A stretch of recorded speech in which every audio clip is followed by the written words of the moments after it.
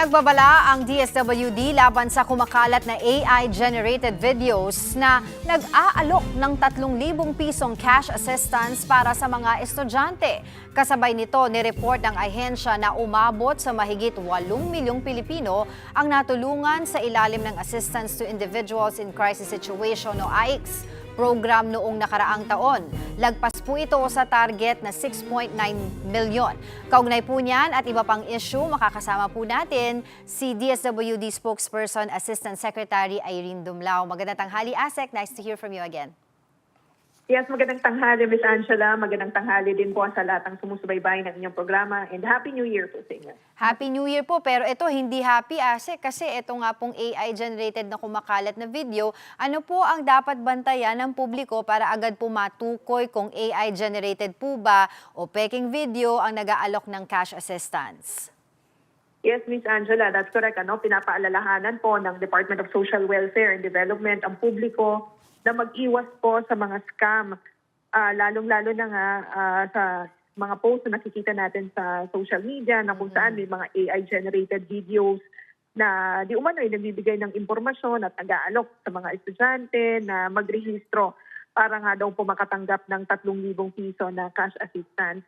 Lagi pong pinapaalalahanan ng DSWD ang lahat po sa atin na labanan po natin ang maling impormasyon, labanan po natin ang fake news.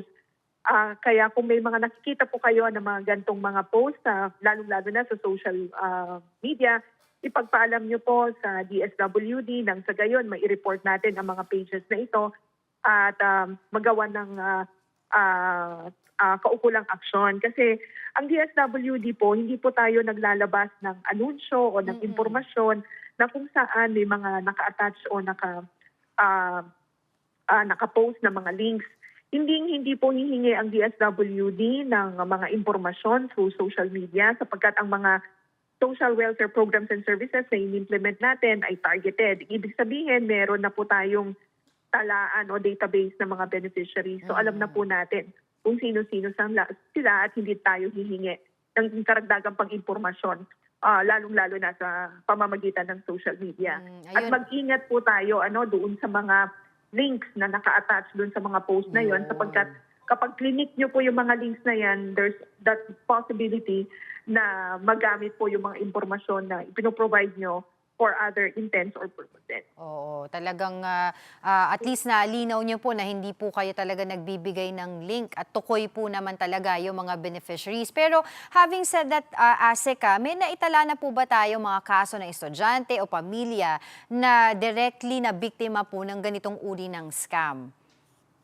Well, Ms. Angela, batay naman sa ating close monitoring, wala po tayong mga natatanggap na ulat na may mga individual na nakapag-provide ng kanilang personal information through the marketing links that are posted or attached in the Facebook post na nakita natin at na-i-report nga po. And hopefully, wala tayong mabalitaan na mga nabiktima ng mga post na mga ito.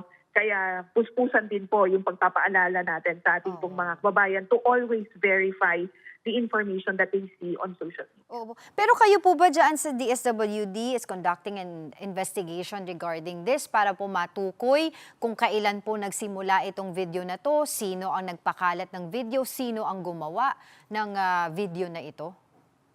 Yeah. Actually, Angela, kami nagpapasalamat nga sa public dahil kapag may mga nakikita sila ng mga bagong mga post na alam naman nila na hindi galing sa official page ng DSWD ay inire-report po sa amin.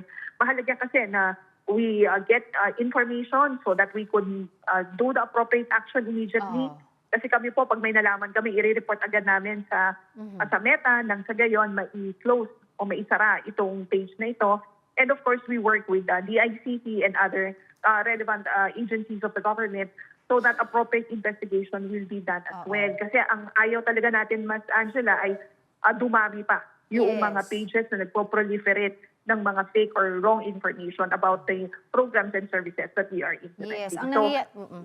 Yes. Go ahead, ASEC.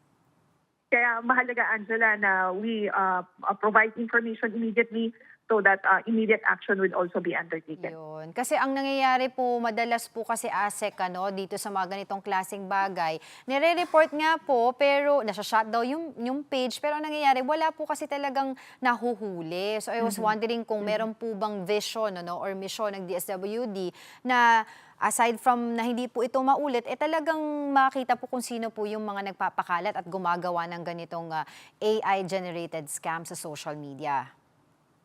Yes, actually, ganun din po ang aming pong layunin, Miss Angela, na malaman din kung sino yung mga grupo, individual na nagpapakalat nga ng mga ganitong mga maling informasyon.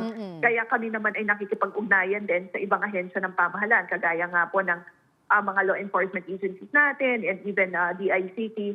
Kasi mahalaga na talagang matukoy natin kung sino po yung mga gumagawa ng mga pages na ito at hindi na po mapamarisan kapag nabigyan ng tama pong action. Okay, so paano po natin makakasiguro ang ating publiko na lehitimo, legit, at official po ang anunsyo ng tulong pinansyal mula po sa inyong ahensya, sa DSWD? Yes, Miss Angela, meron tayong kampanya sa DSWD, tinatawag po natin yan na tamang tulong sa tamang impormasyon. Kinakailangan po pumunta lamang po kayo sa mga official communication platforms ng DSWD. Sa Facebook po, pwede po kayong bumisita sa page ng aming pong ahensya at DSWD Serve. So doon lamang po kayo makakakita ng mga opisyal na impormasyon hinggil sa mga programa at serbisyo na ipinapatupad po ng aming pong tanggapan. Maaari rin po kayo magpadala ng mensahe sa aming pong website, that's www.dswd.gov.ph.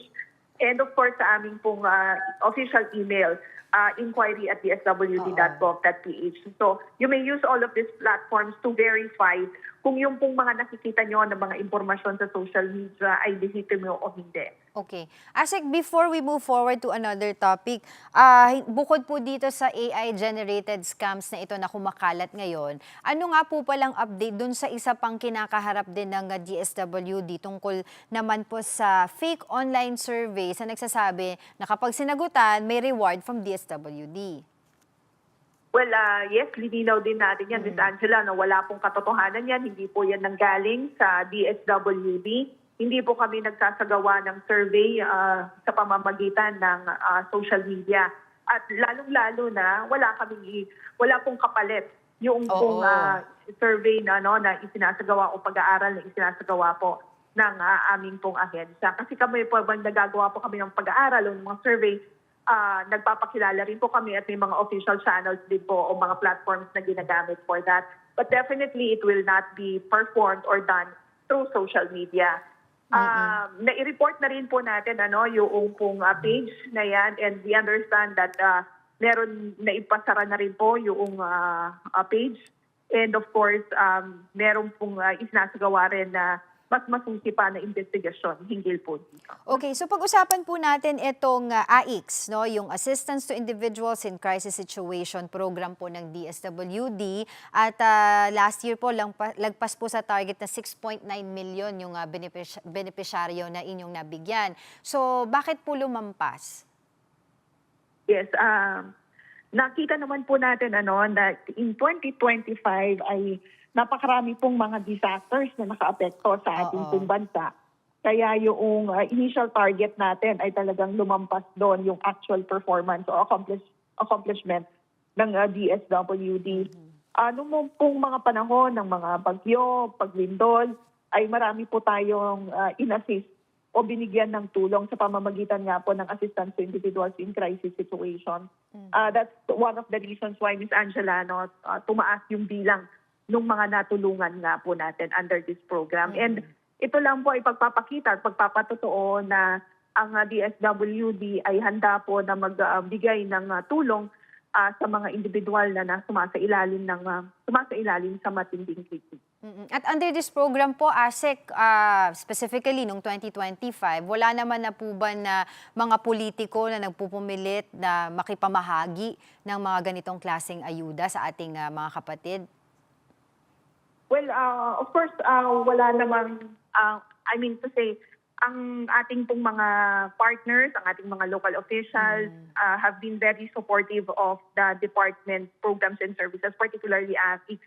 Kung kaya nga po kapag may mga payout activities tayo ay readily available yung pong mga covered courts, payout venues, pati additional manpower to ensure na safe, secure, and orderly yung pagsasagawa natin ng mga payouts.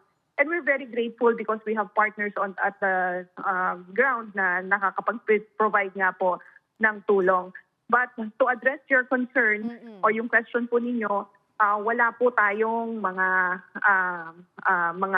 political interferences because we made sure that na-insulate po yung programs and services, particularly yung sinasagawa natin ng mga payout events, na-insulate yan from any form of political interferences.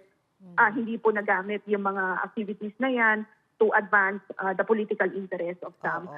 Because we have made sure na may mga safeguards po tayo na nakalatag para maprotektahan po at matiyak na yung programa nga po ay hindi magagamit para po sa pamumulitika.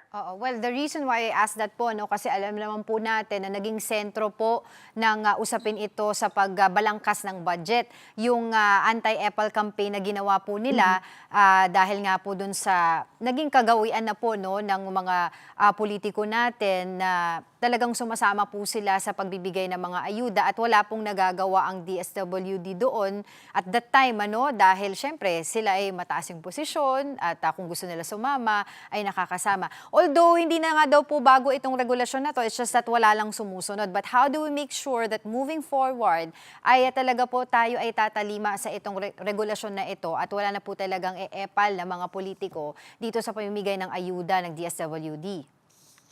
Well, naging malinaw po ang naging mensahe ng Pangulong Marcos Jr. na dapat wala pong pamumulitika sa pamamahagi ng ayuda. Kaya po, on the part of the DSWD, we will strengthen our partnership and coordination with all our stakeholders. Ipapaliwanag po natin sa lahat ng ating pong mga kasamahan po sa pagbibigay serbisyo na ang tulong po talaga na ipinapabot ng DSWD ay magagaling lamang po sa amin. Wala pong iba pong magpa-participate sa aming pong mga activities. But of course, iyan po ay maayos nating i-communicate sa kanila sapagkat they remain to be our partners in the implementation of our programs and services. I think lahat naman po, Ms. Angela, ay maayos na maisasagawa sa tamang pagpapaliwanag at sa tamang koordinasyon. Alright, sa ano pa po yung aasahan ng publiko tungkol po sa mga programa ng DSWD for this year? Well, for 2026, marami po tayo mga programa at serbisyo na ilulunsad, karagdagan doon sa mga kasalukuyan na nating ini-implement, Ms. Angela. Sa katunayan, for 2026, meron tayong programang tinatawag na Protect Teen. Ito naman yung para sa mga magulang, yung mga young adults na ngayon ay mga magulang na. Meron din tayong programa para sa pagbibigay ng psychosocial support para again ma-address yung multifaceted challenges na kinakaharap nga ng mga adolescent moms. And of course, aside from the Protect Teen, meron din tayo yung Project Aruga. Ito naman ay yung community-based initiative na dinisenyo para suportahan yung mga pamilya na meron pong children with disabilities. And of course, yung isa pa nating ilulunsad for 2026 ay yung Project Safe. Ito naman ay isa sa mga programa that would prevent, protect, and provide reintegration mechanisms para naman sa mga kabataan na naging biktima ng online sexual abuse or exploitation of children. So ito po ay ilan lamang sa mga bagong programa na ilulunsad natin sa unang bahagi po ng 2026. But of course, sabi ko nga, Ms. Angela, ito ay karagdagan na sa mga programs and services na ipinapatupad na po natin, kagaya ng Pantawid Pamilyang Pilipino Program, Walang Gutom Program, Tarabasa, our pag-abot program, and of course yung ating SLP, yung Kalahi Seeds or yung panahon ng pagkilos, yung ating disaster response operations, particularly yung ating risk resiliency program, climate change adaptation and mitigation measures, and of course other programs and services of the department. Alright, maraming salamat po muli sa inyong oras, ASEC Irene Dumlao ng DSWD.